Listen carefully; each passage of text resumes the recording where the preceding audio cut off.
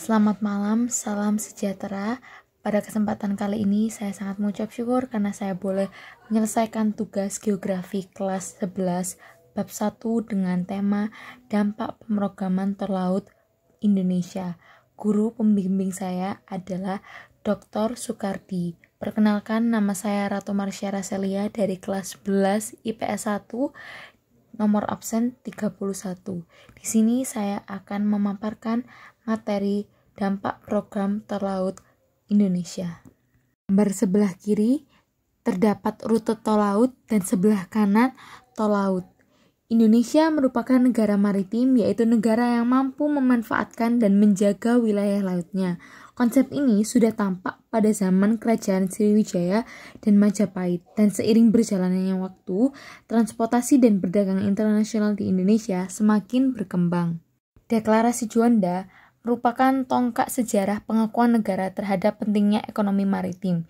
Indonesia sebagai negara kepulauan memiliki upaya untuk mendorong bangkitnya perekonomian nasional dengan memanfaatkan transportasi laut yang kuat, infrastruktur pelabuhan, dan berbagai sarana yang dapat diandalkan sebagai armada kapal.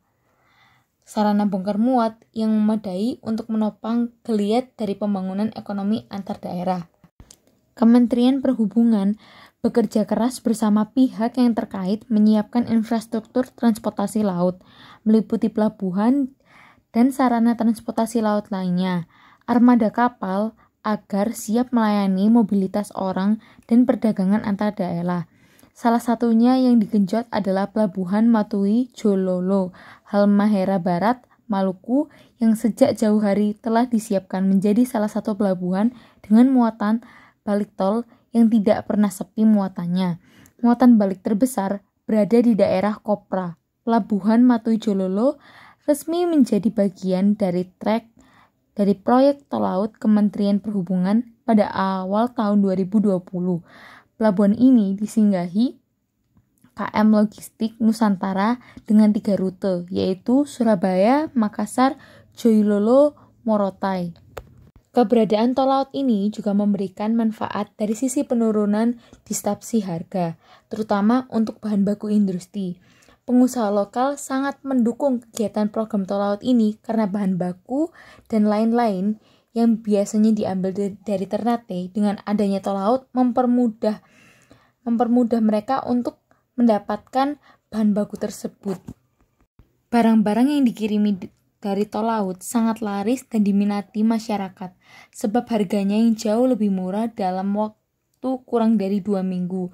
Barang-barang tersebut biasanya sudah habis terjual. Bahan-bahan baku tersebut seperti triplek, seng, besi. Bahan-bahan tersebut cukup laris dan cepat habis untuk dijual kembali dan langsung dibawa ke tokonya masing-masing. Selain di Pelabuhan Matui Jololo, Halmahera Barat, program tol laut juga menyambangi Pelabuhan Bali, Halmahera Barat sejak awal tahun 2020 dengan menggunakan kapal Kilometer Logistik Nusantara 5. Berikut saya menampilkan video untuk program tol laut. Motivasi saya dalam mengerjakan ini adalah start now, start where you are, start with fear, start with the hope, start where you are, with what you have, just start and don't stop. Dan progres saya adalah saya ingin terus berprogres untuk menjadi yang lebih baik lagi. Apabila ada kekurangan dalam video ini, saya mohon maaf. Sekian dari saya, terima kasih. 2/3 Indonesia adalah air. Ini yang kita sering tidak sadar. 2/3 Indonesia adalah air. Sepertiganya daratan. Oleh sebab itu konsentrasi kita sekarang ada di air. Di pelabuhan. Karena kita adalah negara kepulauan. Kenapa perlu tol laut? Supaya menghubungkan antar pulau. Supaya menghubungkan antar provinsi, antar kota, antar kabupaten.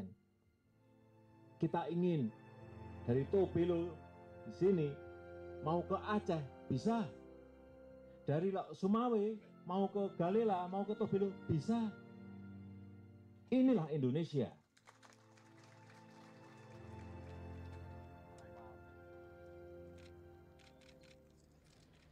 Jadi kembali kembali ke masalah harga. Kalau semuanya sambung, barang-barang itu akan sama harganya di semua tempat. Tidak bisa semen misalnya di Sulawesi harganya 70.000, kemudian di Wamena misalnya sampai 800.000. Ini harus dirampungkan, harus diselesaikan masalahnya Pak, infrastruktur. Inilah yang sedang kita kerjakan. Saya sudah perintahkan kepada Menteri, pelabuhan-pelabuhan di pulau-pulau kerjakan. Pak Menterinya tanya, duitnya dari mana Pak? Urusan saya. Ya duitnya dicarikan.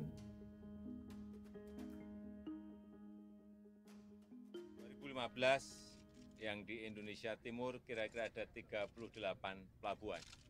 Baik yang diperluas, baik yang baru maupun yang diperbaiki. Ini saya kira proses menuju ke kesiapan infrastruktur pelabuhan dalam rangka tol laut. Untuk apa? Sekali lagi, ini mobilitas manusia, mobilitas barang, harga transportasi yang lebih murah, biaya logistik yang lebih murah, dan akhirnya nanti kita harapkan harga-harga akan turun. Supaya harga di semua pulau-pulau tidak sama, tetapi mirip-mirip. Jangan terlalu, disparitasnya itu terlalu